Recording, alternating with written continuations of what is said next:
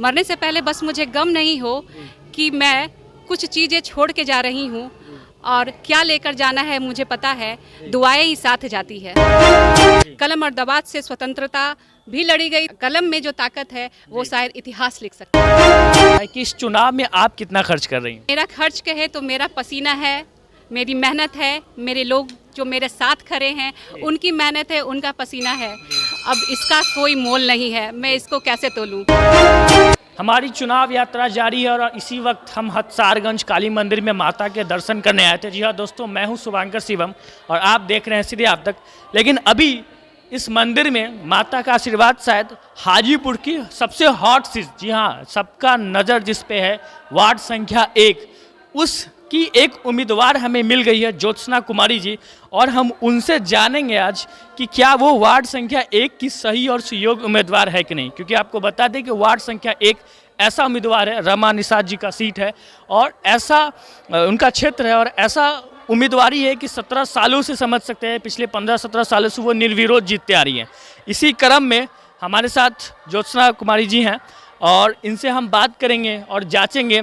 चुनाव यात्रा के दौरान हमें कहीं भी कोई भी उम्मीदवार मिल जा रहे हैं तो हम उनसे बात कर ले रहे हैं, लोगों से बात कर ले रहे हैं। तो सबसे पहले इस चैनल पे आपका स्वागत है। जी नमस्कार, और हमारे वार्ड की सारी जनता को नमस्कार। और मैं चाहूँगी कि आप अपना आशीर्वाद यूं ही बनाए रखें। जी, हम मैम आपसे सबसे पहले ये जानना चाहेंगे कि आप है क्या, आपकी जीवनी क्या है, आप कौन है और आपकी अचीवमेंट्स क्या है, आपकी क्वालिफिकेशंस क्या है? जी मैं ज्योत्सना कुमारी हूँ, मैंने MBA HR किया है। मैं इससे पूर्व रामकृष्ण मिशन में एज ए HR मैनेजर में काम कर रही थी। वो एक चैरिटेबल डिस्पेंसरी है। और रही बात तो अभी तक की मेरी अचीवमेंट यही है कि मैं चैरिटी में काम कर रही थी, लोगों की सेवा कर रही थी। मुझे मौका मिला है कि मैं महिला जैसे कि वार्ड हो गया था इलेक्शन में, तो मैं एक अपना क्या कहूँ मैंने भी अपना एक बड़ा दायरा था, मैं एक बड़े दायरे में एक चुनावी दंगल में मैं खड़ी हुई हूँ। और मेरा जो चुनाव चिन्ह है वो कलम और दबात है। कलम और दबात से स्वतंत्रता भी लड़ी गई थी और कलम और दबात में, कलम में जो ताकत है वो शायद इतिहास लिख सकता है। जी, आप वार्ड संख्या 1 की उम्मीदवार हैं, उस सीट से उम्मीदवार हैं जहाँ पे हर किसी की नज़र है, कई सालों से निर्विरोध जीतते आ रही है, आप उनके खिलाफ दावेदारी कर रही हैं। एक ऐसे व्यक्ति को जनता वोट क्यों दे जिनके पास राजनीतिक अनुभव नहीं है? आप सामाजिक जीवन में है, आपने ऐसा बताया कि आप HR के कोर्स की और वो उस चैरिटेबल में, लेकिन राजनीति का अनुभव ही अलग होता है और लोगों के लिए अभी आप नए हैं, तो उनसे आप कैसे चुनाव लड़ेंगे? जी मैं कहना चाहूँगी, ये सच बात है कि मुझे राजनीति का अनुभव नहीं है, लेकिन कभी ना कभी किसी चीज़ की शुरुआत होती है। और रही बात ये लोकतंत्र है, लोकतंत्र में सभी को स्वतंत्रता है कि वो अपना चुनाव या फिर कोई भी इलेक्शन हो या फिर कोई भी भागीदारी हो वो स्वतंत्र रूप से ले सकते हैं। अच्छा ये बताइए ज्योत्सना जी, 15-17 सालों से मुझे ऐसा सुनने में आ रहा है कि उस सीट से कोई दूसरा प्रतिद्वंदी नहीं खड़ा हो रहा है, ऐसा क्यों? कोई और क्यों नहीं खड़ा हो रहा है? जी मैं एक तो चुनाव का समय है, मैं क्या बोलूं, लेकिन जहां तक मुझे समझ में आता है 2 ही कारण हो सकता है। या तो जनता सच में बहुत खुश है उनसे और या तो कोई और बात है। जैसा कि मैंने पढ़ा है, लोकतंत्र का मतलब ही है पक्ष और विपक्ष। अगर पक्ष के साथ विपक्ष नहीं हो तो शायद वह चुनाव नहीं होगा। जी, सही बात है, लोकतंत्र विपक्ष के बिना अधूरा है।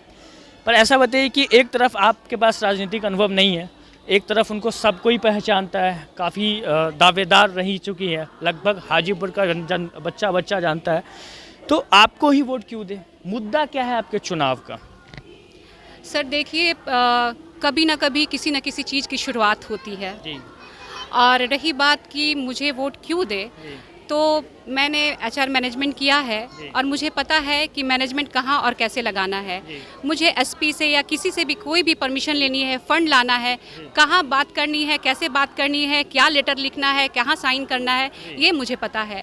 लोगों को स्वास्थ्य की सुविधा जब मैं घूम रही थी तो मैंने देखा सड़कें, सबसे पहले सड़कों में बहुत ऐसे मतलब क्या बोलूँ, लोग जनता ही बता रहे थे कि मुझे सड़कों से बहुत प्रॉब्लम होती है, गड्ढे हैं, जब बारिश होती है तो वहाँ पानी जमा हो जाता है, लोगों को डेंगू अभी जैसे देख रहे हैं कि अभी डेंगू फैल रहा है, तो स्वास्थ्य भी एक मुद्दा हम रख सकते हैं कि स्वास्थ्य की मूलभूत सुविधा अगर दे दी जाए तो शायद हमारा जो वार्ड का दृश्य होगा पढ़ा लिखा, स्वस्थ और एक सुरक्षित समाज होगा।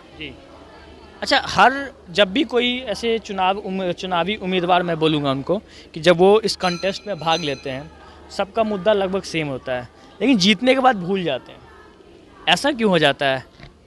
शायद अहम आ जाता है, पर मैं वैसी नहीं हूँ। मैं पहले से चैरिटी में काम कर रही थी और मेरा सबसे ज़्यादा मतलब अगर इस जगह पे अगर खड़े हैं तो मेरा जो सोच है वो मैं शायद शेयर कर सकती हूँ आप लोगों के साथ। मरने से पहले बस मुझे गम नहीं हो, मरने से पहले बस मुझे गम नहीं हो कि मैं कुछ चीज़ें छोड़ के जा रही हूँ और क्या लेकर जाना है मुझे पता है, दुआएं ही साथ जाती है। वाह, ये बताइए कि अपने क्षेत्र की 5 सबसे ज़्यादा जो समस्या है, जो आपको ये मजबूर करता है कि आपको इस चुनाव में खड़ा होना है, इस चुनाव में लोगों के लिए जीतना है, वो क्या लगता है? जी, मैं पहले अवेयरनेस प्रोग्राम कहूँगी, जन जागरूकता नहीं है।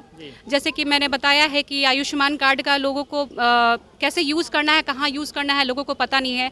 5 लाख की सुविधा दी जाती है, अगर उन तक पहुँच जाए तो शायद स्वास्थ्य की सुविधा भी जो सरकार के द्वारा दी जाती है वो उन्हें मिल सकती है। और अगर कहा जाए, ये तो पहला हुआ स्वास्थ्य को लेकर के। दूसरा हुआ सड़क में मैंने पहले भी बताया है कि काफ़ी गड्ढे हैं, लोगों को परेशानी होती है, एक्सीडेंट हो सकती है। जब बारिश होती है तो पानी जल जमाव, ये एक तीसरा समस्या है कि जल जमाव हो जाता है, जिससे काफ़ी सारी बीमारियां या फिर लोगों को आने जाने में असुविधा होती है। जब आते जाते हैं बूढ़े बच्चे जो हैं वो गिरने के उनका संभावना बढ़ जाती है। तो शायद उनके लिए कोई भी बूढ़ा या बच्चा, किसी घर की नींव होती है, अगर उस नींव में अगर कोई चोट पहुँचती है तो शायद हम हिल जाते हैं अंदर से। जीतने के बाद आपकी प्रायोरिटी यही रहेगी? जीतने के बाद मेरी प्रायोरिटी बहुत सारी है। मैंने जैसे कहा कि मैं कमेटी बनाऊंगी, मेरी प्रायोरिटी वो होगी, उस कमेटी में कुछ ग्रुप के लोग रहेंगे जो एक कमेटी में, जैसे कि पंच नहीं कहेंगे, एक हमारे अनऑफिशियल कमेटी होगी जिसमें सारे लोग रहेंगे। और मैंने एक ग्रुप क्रिएट किया है, उस ग्रुप में सारे जितने भी हमारे जो कमेटी मेंबर है या फिर इंडिविजुअल कोई भी आदमी, कोई भी व्यक्ति जो हमारे वार्ड से उनके रिलेटेड जो समस्या है उसमें डाल सकते हैं। इवन वो ये भी कर सकते हैं कि वो अपना सॉल्यूशन डालेंगे, उसमें से जो बेस्ट सॉल्यूशन होगा, ये मैनेजमेंट का एक पार्ट है सर, उसमें से जो बेस्ट सॉल्यूशन होगा वो मैं लूँगी। और उसके बाद अगर मैं कहूँ, जो मुझसे हो सकेगा, जो मूलभूत सुविधा सरकार के द्वारा दी जाती है वो सुविधा अगर सीधे अगर आप तक पहुंच जाए तो फिर क्या बात है। आप ये बताइए कि वार्ड पार्षद ही क्यों? आप पढ़ी लिखी हैं, ऑलरेडी सर्विस में थी, इतनी अच्छी चैरिटेबल जॉब जो आप कह रही हैं उसको छोड़ के आइए, इतना अच्छा काम छोड़ के आइए, तो वार्ड पार्षद तो बहुत छोटा दायरा है काम करने के लिए। सभापति क्यों नहीं लड़ रही, उप सभापति क्यों नहीं लड़ रही? जैसे कि आपको जानकारी हो, ये एसटी सीट है, सभापति या उपसभापति। और रही बात पार्षद की, तो पार्षद कोई भी पद छोटा या बड़ा नहीं होता है, कोई भी काम छोटा या बड़ा नहीं होता है। अगर मैं वार्ड पार्षद लड़ रही हूँ तो मैं समाज के लिए लड़ रही हूँ, और समाज चाहता है, हमारे वार्ड की जनता ने इस बार, तो मैं जहाँ तक देख रही हूँ, मैं जो बातें सुन रही हूँ, सिर्फ ये मेरा वार्ड मुझे जिताने के लिए मेरे साथ नहीं खड़ा है, बल्कि पूरे शहर के लोग मेरे साथ खड़े हैं। तो ये बताइए मुझे कि फिर आगे, यानी आपकी तमन्ना है कि वार्ड पार्षद जैसी जर्नी का पार्ट है, ये एक पहली सीढ़ी है, आगे भविष्य में सभापति, उपसभापति या विधायक या ऐसे कुछ कामनाएं हैं? जी, कभी न कभी एक सीढ़ी तो चढ़ना होता है, जब तक एक सीढ़ी नहीं चढ़ूंगी तो शायद ऊंचाई तक नहीं पहुंच पाऊंगी और फतह का झंडा नहीं लहरा पाऊंगी। एक समस्या और है जो हमारे देश की विरासत को, हमारे देश की संस्कृति को अभी ख़त्म करते जा रही है। हमारा भले ही विश्व बहुत आगे जा रहा है, हम मॉडर्न कर रहे हैं, फ़ोन आ गया, कैमरा आ गया, लेकिन बिहार में जो शिक्षा का स्तर है, हालांकि शिक्षा आपके क्षेत्र में नहीं आता, लेकिन फिर भी आप पढ़ी लिखी उम्मीदवार हैं, और मैं जानना चाहता हूँ कि ऐसे जनप्रतिनिधि जाए बाज़ार में, या बाज़ार कहिए या समाज में कहिए, तो शिक्षा को क्षेत्र को लेकर आप कैसे बढ़ावा देंगे? क्योंकि शिक्षा बिहार में अभी देखिएगा तो बहुत ही समस्या है, और सबसे ज़्यादा तो भाषा को लेकर समस्या है। जैसे शिक्षा का रेट, जो लिटरेसी रेट देखते हैं बिहार में सबसे कम है। तो रही बात, शिक्षा जो है मूलभूत है, बेसिक है कि किसी घर को, समाज को बढ़ावा दे सकता है, उसे एक सुदृढ़ समाज बना सकता है।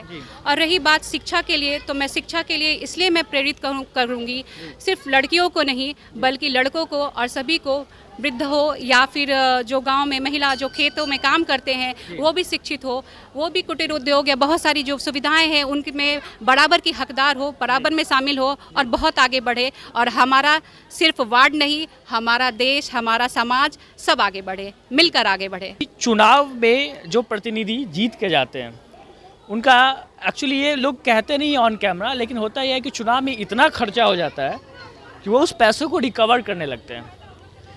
इस वजह से वो करप्शन का पार्ट बन जाते हैं। तो मैं सीधा आपसे ये जानना चाहता है, सवाल थोड़ा तीखा है, कि इस चुनाव में आप कितना खर्च कर रही हैं? मेरा खर्च कहे तो मेरा पसीना है, मेरी मेहनत है, मेरे लोग जो मेरे साथ खड़े हैं उनकी मेहनत है, उनका पसीना है। अब इसका कोई मोल नहीं है, मैं इसको कैसे तोलूं? मैसेज क्या देना चाहती है लोगों को? जी, मैं मैसेज यही दूंगी कि ये 15 सालों के बाद आपको ये मौका लगा है कि आप अपना मतदान कर सके। तो मैं ऐसा नहीं कहूँगी कि आप मुझे ही वोट दें, लेकिन सही उम्मीदवार को चुनना आपकी नीति में होना चाहिए। और सही उम्मीदवार शायद आपको आपके हक, आपके हाथ, आपके घर पहुँचा सके। और वोट देना आवश्यक है। वोट जो होता है, मतदान जो होता है, आपका गुप्त दान होता है। इसके लिए मैं आपसे विनती करूँगी कि आप जितने भी चाचा चाची, मतलब कि मेरे बड़े बुजुर्ग, बच्चे जो अब 18 साल से और 18 साल के ऊपर है, वो सारे यूथ जितने भी है इस बार इसके पूरे भागीदार बने और संपूर्ण 100% मतदान का भागीदार बने। आप देख सकते हैं ये वार्ड नंबर 1 की उम्मीदवार हैं ज्योत्सना कुमारी जी। इनकी ये भावना है, इनकी ये वादे हैं जो जनता को वो कर रही है। कुछ नया अगर मैं इनमें खोजूं तो नया यही है कि ये एक कमेटी बना रही हैं। अगर चुनाव ये जीतती हैं तो ये एक कमेटी बना रही है। उस कमेटी के माध्यम से लोगों की समस्या को सुनेंगी और तुरंत त्वरित समाधान होगा। ये मुझे कुछ यहाँ पे कुछ नया मिला। और ये सीधे आप तक की ये ऐसा कोशिश रहती है कि प्रतिनिधि से कुछ नया निकाल के लाए, वही घिसा पिटा मुद्दा नहीं कि अगले 5 साल बाद भी वही मुद्दा रिपीट हो रहा है। शुभकामनाएं देता हूं आपको ज्योत्सना जी, आप चुनाव जीते, आगे बढ़े। शुभकामनाएं मैं सभी उम्मीदवारों को भी देता हूं। हमारी चुनाव यात्रा जारी रहेगी और इसी तरह हम ये चीज़ें देखते रहेंगे। आप देखते रहिए सीधे आप तक।